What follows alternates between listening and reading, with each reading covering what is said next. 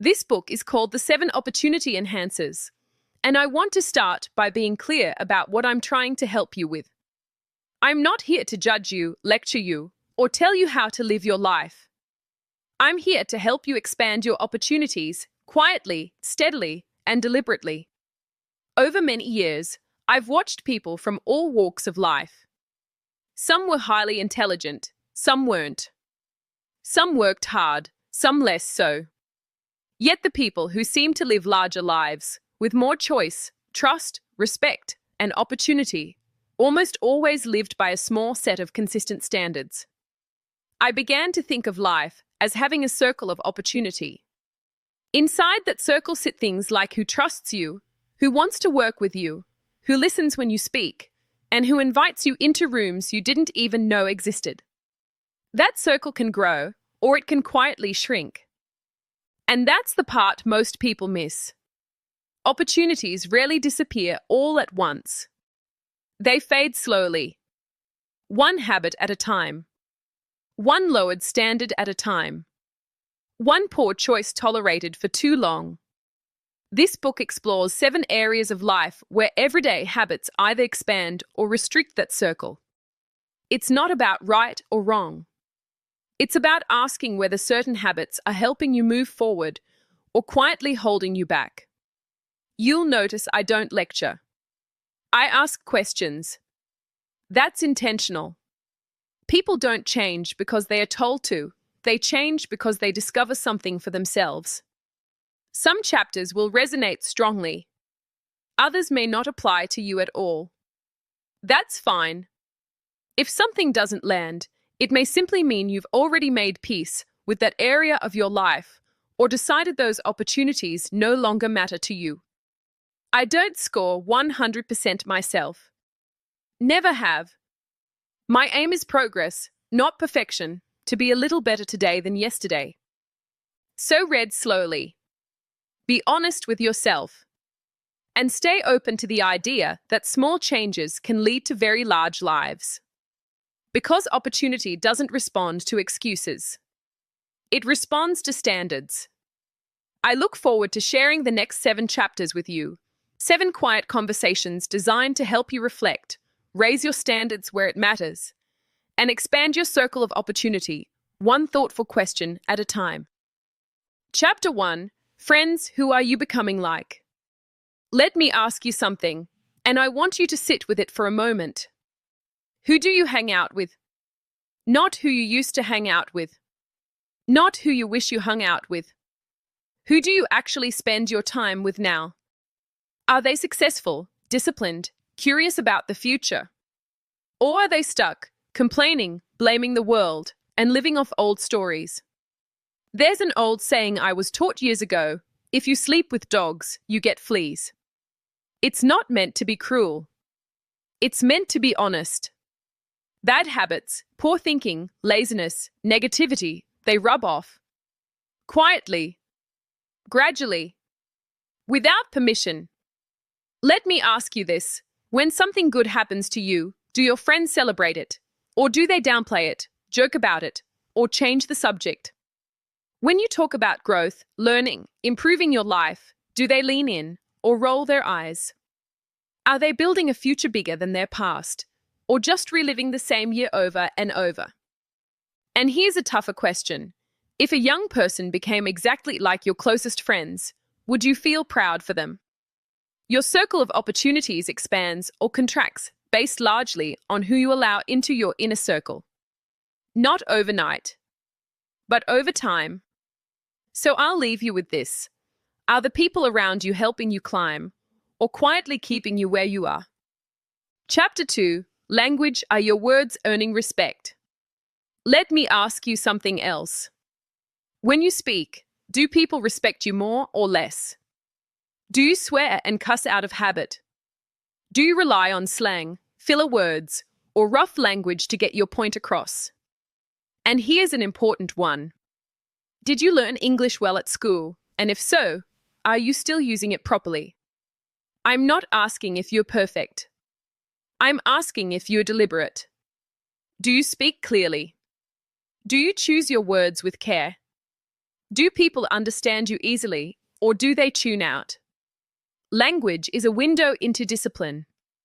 People don't just hear your words, they judge your standards through them.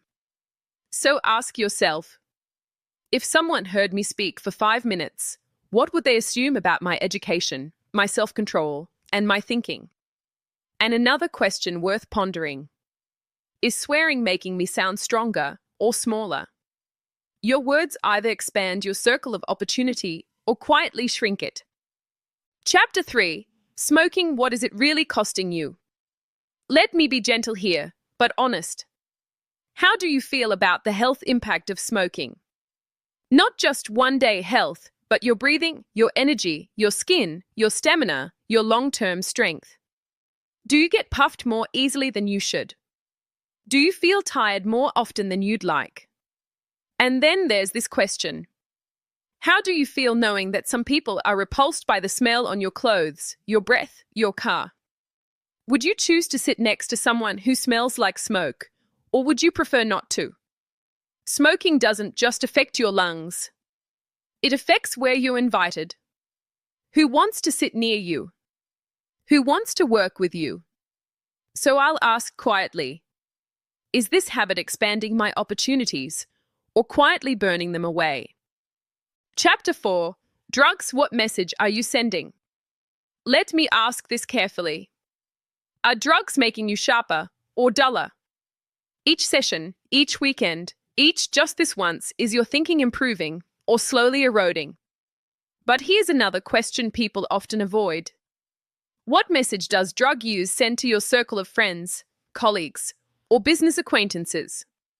Does it say discipline or indulgence? Reliability or risk? Self-control or escape? If someone were choosing a business partner, an employee, or a leader, would drug use reassure them or concern them? You don't need to answer out loud. Just answer honestly. Because your circle of opportunity is always watching, even when no one says a word. Chapter 5. Tattoos and piercings, what are others thinking? Let me ask you something you might not like, but it's worth asking. When you turn up with tattoos or unattractive piercings, do you really know what people are thinking?